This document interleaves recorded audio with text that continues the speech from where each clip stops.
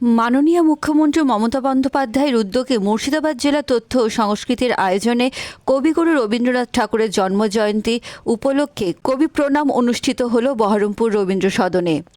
এই অনুষ্ঠানে উপস্থিত ছিলেন অতিরিক্ত জেলা শাসক চিরন্তন প্রামাণিক, জেলা তথ্য সংস্কৃতি আধিকারিক প্রবাল বসাক, মহকুমা তথ্য সংস্কৃতি আধিকারিক সুবীর সরকার। একটি ছোট্ট ছেলে খুব স্বাভাবিক নিয়মেই এখন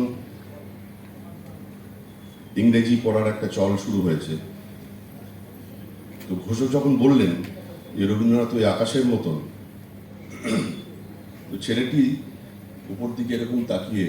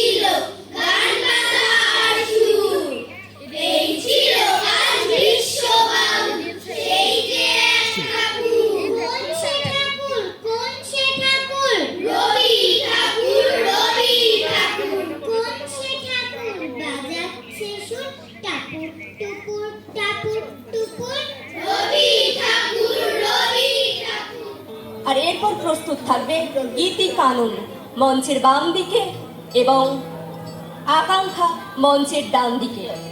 এখন মঞ্চে চুয়াপুর সপ্তপর্ণী পরিবেশিত হবে সঙ্গীত।